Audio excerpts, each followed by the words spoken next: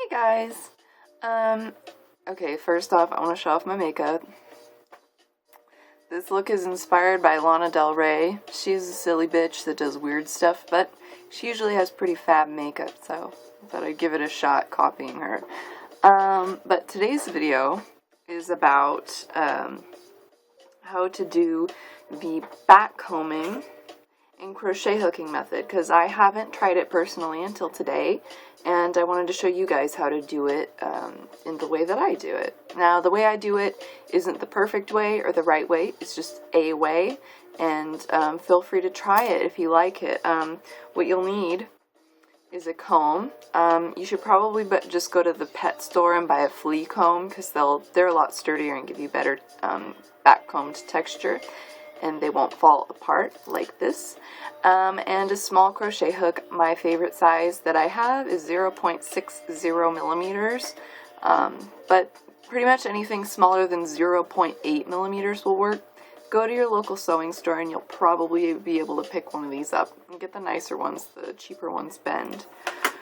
First things first though, I wanted to, since I took out my boyfriend's dread from my hair so I could thin out this very thick dread on top. I've split it into two, so I've got one part done, one part is not done. And I'm losing my train of thought. And I just wanted to show you a few things. So one, this is all the hair that came out when I took this dread out, and this dread was 5 months old. And one thing in particular that I want to show you is this hair. Now, my nail, I just filed it stupid, so that happened. I'm not dying of a disease or anything. This hair, basically I was pulling my hairs out hair by hair by hair, and finally this came loose and I just pulled it straight down. So this was in my dread exactly as it is, and you can see there's not really that much buildup. There's a tiny bit of lint in the top of it. But really, after 5 months of washing with Lush shampoos and Tea Tree Tangle from Trader Joe's, I don't really have much of a buildup. I put a little bit of conditioner in my hair once to soften it because it was dry. And other than that, yeah, I just wanted to show you though that you can use pretty much any regular shampoo or soap and you shouldn't be getting a buildup in your hair. On to the main point of the video. Let's show you how to do this backcombing. I wanted to show you too, this backcombing and crochet hooking, if I were to blunt this tip, I'm leaving it loose so I can put in extensions. But if I were to blunt this, I would lose half the length of, pardon me, ooh, I burped. I would lose half the length of my hair. So these really do shrink up your hair a lot, very considerably, but they also give you a really nice tight setup. This method is really great, actually. I would recommend doing your whole head this way.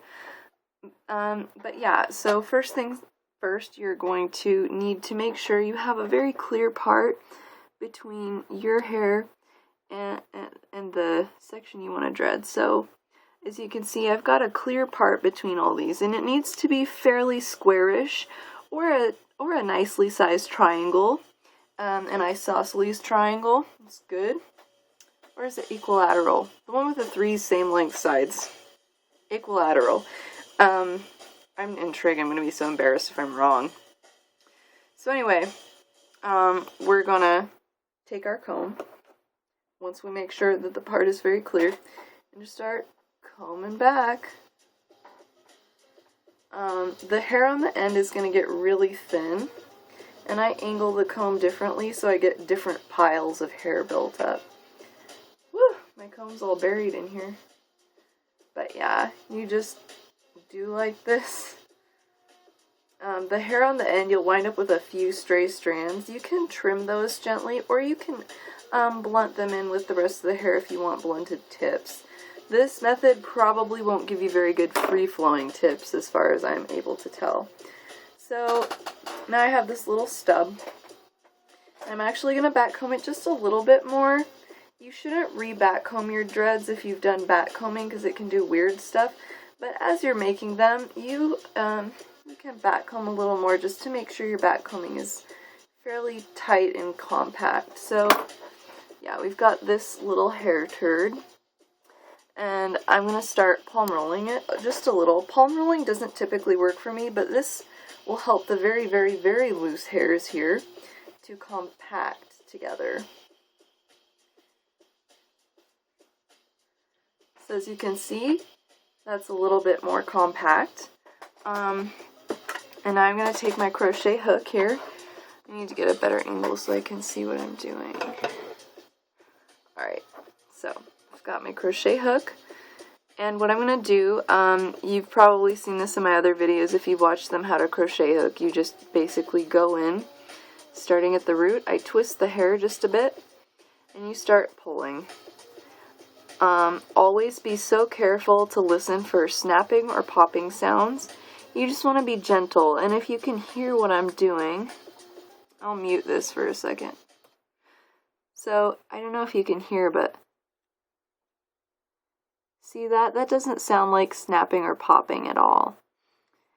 Snapping and popping means you're breaking your hairs, and that's bad, because your dreads are only as strong as the hairs that make them up. So, if you sit around crochet hooking your hair constantly and breaking your hairs and ripping them, you are going to have dreads that may actually potentially fall out, like the horror stories online. I crochet hook my dreads a lot, but I do it carefully and in moderation. Alright, so we've got this built up dread here. I'm just going to keep going. What I'm doing, I kind of twist back and forth like this. And it's a lot easier, pinch between my fingers, but I just want to show you what I'm doing. And it pulls the hair in. Again, hook needs to be very small. If you get a 1.0 millimeter hook or above, it's just not going to work very well for you, I promise. I had a like 1.3 hook when I started, and I thought it was great. And people kept telling me, girl, you're going to need a smaller hook than that. And I was like, nah, I totally don't. I totally did, guys. I totally did. They were right. Alright. So, got that much?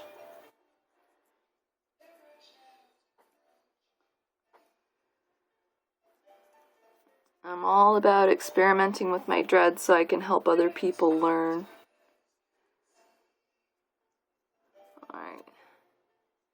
Yeah, but the reason I took this thread out is because I counted my dreads and I had 98, and I was mad again because I thought I had 96, and I didn't, and I want a multiple of 3 to be my number of dreads, and what's better than 99? I think that's, what, 33 threes? Yeah, it is, so that's 3, that's triple 3, 3 threes, that's really lucky.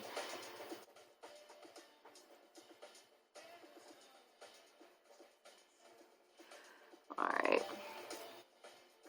I know these dread making videos are kind of long, but I think that I've always liked watching videos of making a dread in their entirety from top to bottom so I can really see what people are doing. I picked shit music for this video, I'm sorry guys. Alright, so we've got this little hair left.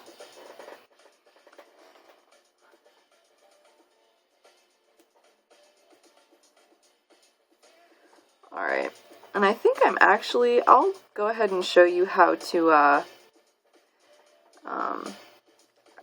I'm gonna add in my boyfriend's hair to my hair again, because why not?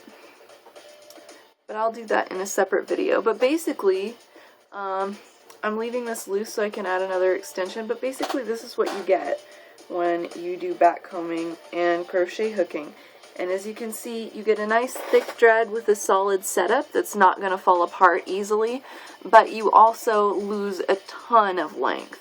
Now if you do twist and rip, you'll lose less length, but you'll likely get more looping and knotting.